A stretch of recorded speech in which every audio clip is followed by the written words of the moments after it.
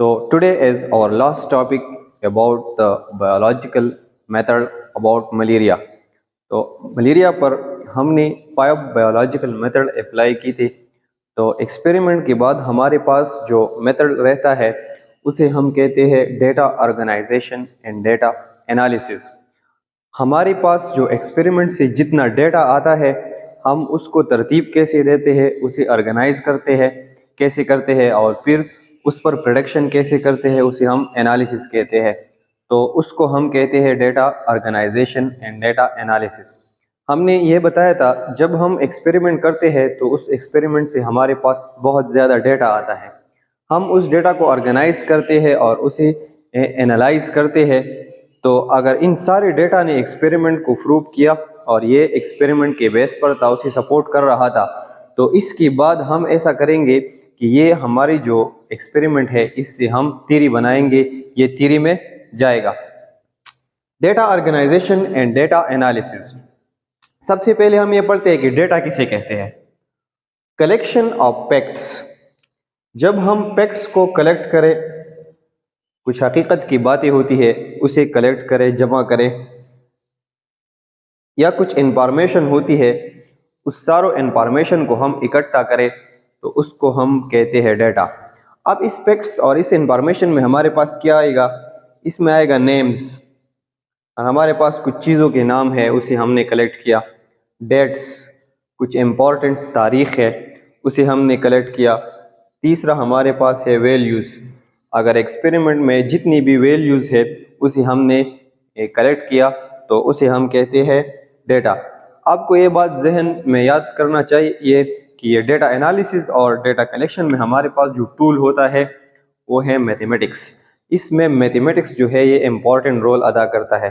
ये एक मैथमेटिक्स ही आपको ये प्रूव करेगा कि आपका एक्सपेरिमेंट जो है वो सही था या नहीं था। ये मैथमेटिक्स ही आपको ये प्रूव करेगा कि इससे लॉ बन सकती है या नहीं बन सकती। हमारे पास नेम्स, डेट्स और values from observation and experiment के बाद जितनी डेटा आती है उनको हम कहते हैं डेटा। अब हमारे पास बहुत ज़्यादा डेटा आई, हमने डेटा को कलेक्ट किया। अब हमारे पास डेटा की ऑर्गेनाइजेशन किसे कहते हैं। तो सिंपल वर्ड्स में डेटा की ऑर्गेनाइजेशन ये होती है कि हमने बहुत ज़्यादा डेटा अपने साथ नोट किया है लेकिन वो एक तरतीब में नहीं होता, तो इस डेटा को तरतीब देने को हम कहते हैं डेटा ऑर्गेनाइजेशन।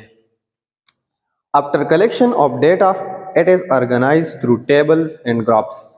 हमने बहुत ज़्यादा डेटा को नोट किया था, अब हम इसे तरतीब देते हैं और ये तरतीब जो है ये हम ग्राफ्स के थ्रू देते हैं, ये हम चार्ट्स के थ्रू देते हैं, जैसा पहले मैंने बताया था टेबल्स के थ्रू देते हैं। और इसमें जो मैथमेटिक्स का टूल यूज़ होता है वो है स्टैटिस्टिक। स्टैटिस्टिक मैथमेटिक्स का वो ब्रांच है जिसमें हम डेटा को ऑर्गेनाइज करते हैं। स्टैटिस्टिक को डिटेल में हम मैट्रिक में मैथमेटिक्स में पढ़ेंगे, हमारा एक डिटेल यूनिट है। लेकिन अब हम इसको थोड़ी सी इंट्रोडक्शन करते हैं कि हम स्टैटिस्टिक में डेटा को किस तरह एनालिसिस करते हैं। तो मलेरिया में या डिजीज़ में हम जो डेटा ऑर्गेनाइज करते हैं उसमें हम एक बार चार्ट यूज़ करते हैं और दूसरा हम इसमें पाई चार्ट यूज़ करते हैं। ये हमारे पास है एक बार चार्ट। इस बार चार्ट में हम इस वर्टिकल पोजीशन पर एक क्वांटिटी लिखते हैं और एक क्वांटिटी हम इस हॉरिजॉन्टल पोजीशन पर लिखते हैं। अब जो है ये डिजीज़ हमारे पास मलेरिया है।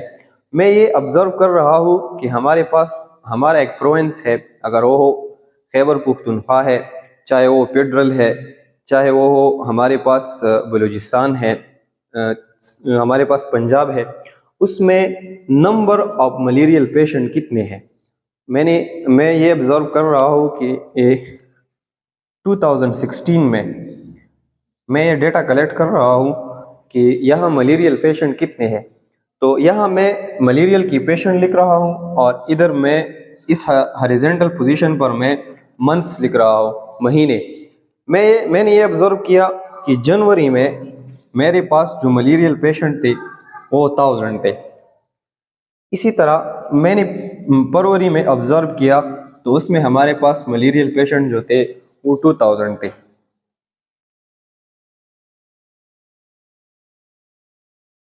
इसी तरह मैंने मार्च में ऑब्जर्व किया तो वो 3000 थे। और मैंने अप्रैल में ऑब्ज़र्व किया तो वो हो 4000 थे, और मैंने मई में ऑब्ज़र्व किया तो वो हो 5000 थे। तो मैंने लोगों के सामने इस ग्राफ को रिप्रेजेंट किया, इसको ऑर्गेनाइज किया, एक ऑर्गेनाइज थ्रू में इसे पेश किया। तो इस किस्म की चार्ट को हम बार चार्ट कहते हैं। तो बार चार्ट के थ्रू हम डेटा को किस तरह ऑर्गेनाइज करते हैं, ये हम जब मैट्रिक में स्टैटिस्टिक पढ़ेंगे तो इसका कंप्लीट डिटेल हम फिर पढ़ेंगे। अगर आप ये चार्ट देखें तो ये चार्ट में हमारे पास बहुत ज़्यादा डेटा है, हमने बहुत ज़्यादा डेटा कलेक्ट किया था। हमने जनवरी में 1000 मरीजों का डेटा कलेक्ट किया था, हमने फरवरी में 2000 मरीजों का डेटा कलेक्ट किया था, हमने मार्च में 3000, इस तरह अप्रैल में 4000। तो ये बहुत ज़्यादा डेटा था। ये डेटा तो आप अपने एक्सपेरिमेंट में इस तरह पेश नहीं कर सकते कि नोट्स के फॉर्म में दे। आप इसको एक प्रॉपर चार्ट्स में ऑर्गेनाइज करेंगे और लोगों के सामने पेश करेंगे। इसी तरह बहुत स्टेटिस्टिकल चार्ट्स जो है हर बीमारी के होते हैं।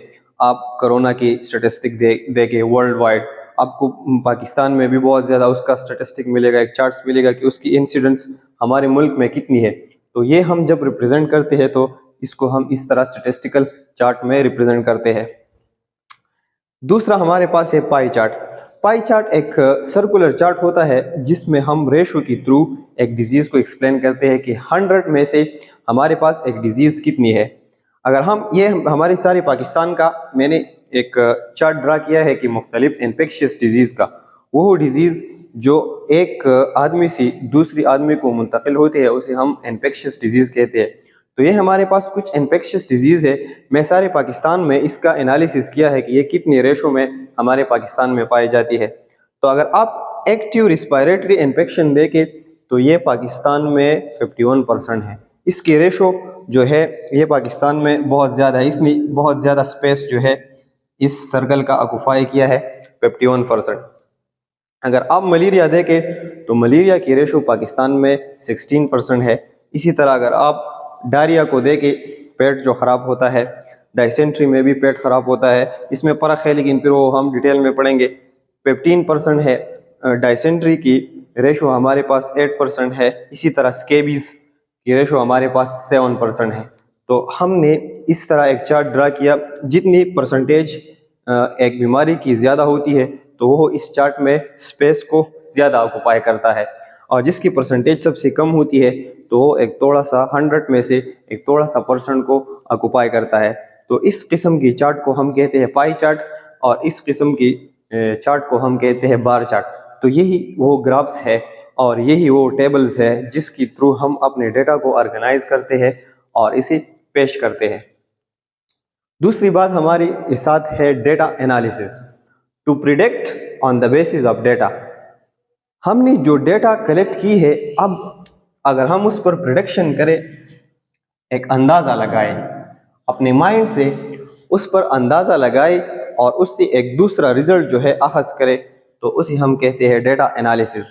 हमारे पास एक ख़ास किस्म की डेटा होगा, फिर हम उस पर रीजनिंग करेंगे, उस पर अपना माइंड करेंगे और एक अंदाज़ा लगाएंगे, तो इससे एक अदर रिजल्ट को फाइंड आउट करेंगे, तो उसे हम कहते हैं data analysis. For example, analysis of data is done by ratio and proportion.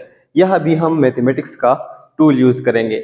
जब भी हम डेटा कलेक्शन या एनालिसिस करते हैं, एक एक्सपेरिमेंट को कंप्लीटली प्रूव करते हैं और इसे थ्योरी बनाते हैं, तो हमेशा हम जो टूल यूज़ करते हैं वो मैथमेटिक्स है। तो अब यहाँ हम जो मैथमेटिक्स का टूल यूज़ करेंगे वो रेशो एंड प्रोपोर्शन है, जिसे ऑलरेडी मैंने डिटेल से डेटा ऑर्गेनाइजेशन में एक्सप्लेन किया था। मैं इसका एक एग्जांपल ले रहा हूँ। In one of biologist finding, एक बायोलॉजिस्ट ने एक्सपेरिमेंट की थी और उसके पास जो डेटा आया था वो ये था, 6 आउट ऑफ 10 स्पैरो, जितनी भी 10 परिंदे थे स्पैरो के, उसमें 6 को मलेरिया था। जितनी भी वो 10 स्पैरो को ऑब्जर्व कर रहा था, तो ये इम्पॉर्टेंट था कि उसमें 6 को ऑलवेज उसे मलेरिया थी। बिटन बाय क्यूलिस मस्कीटो, जब स्पैरो को क्यूलिस मस्कीटो की थ्रू उसने बाइट किया, तो उसने ये डेटा अखज़ किया कि मैं 10 स्पैरोज को अगर क्यूलिस मस्कीटो पर बाइट करूं तो मेरे पास जो डेटा आता है उसमें ऑलवेज हमेशा जो है 6 ऐसे स्पैरो आते हैं जिसको मलेरिया लगता है। तो फिर उसने इस डेटा को एनालिसिस किया उसने सोचा, अब वो सारे स्पैरोज को तो वो बाइट नहीं कर सकता, वो 1000 स्पैरो की अब अगर वो बात कर रहा है तो वो इन 1000 स्पैरो को बाइट नहीं करेगा, इस पर वो प्रेडिक्शन करेगा और इस पर वो एनालिसिस करेगा। तो इसने माइंड में क्वेश्चन किया, अगर मैं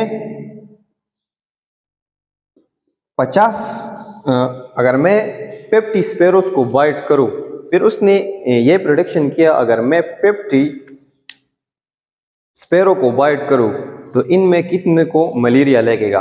तो इसके पास ऑलरेडी एक कन्वर्जन फैक्टर है कि मैं 10 स्पैरो को बाइट करूं क्यूलेस मस्कीटो से तो 6 हमारे पास स्पैरो को मलेरिया लगता है। फिर उसने क्या ये कहा कि मैं लेट सपोज सपोजिशन है, अगर मैं 50 या 50 स्पैरो को बाइट करूं तो इसमें कितने को हमारे पास जो है मलेरिया लगता है। तो उसके पास ऑलरेडी कन्वर्जन फैक्टर है और मैंने ये बताया था कि रेशियो इन प्रोपोर्शन में हमारे पास कन्वर्जन फैक्टर का होना जरूरी है। उसने पहले ये बताया कि मैं अगर 10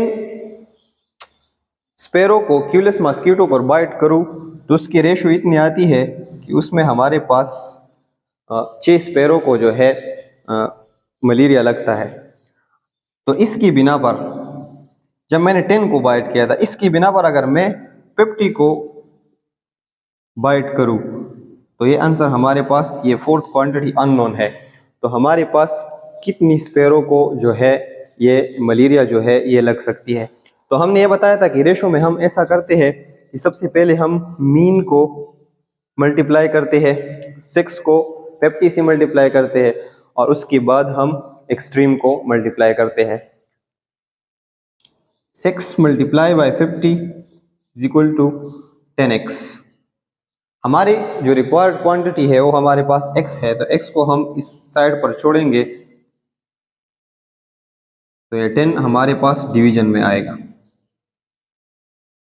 ये 10 इसके साथ जो है कैंसिल होता है, तो इसका आंसर हमारे पास आता है 30।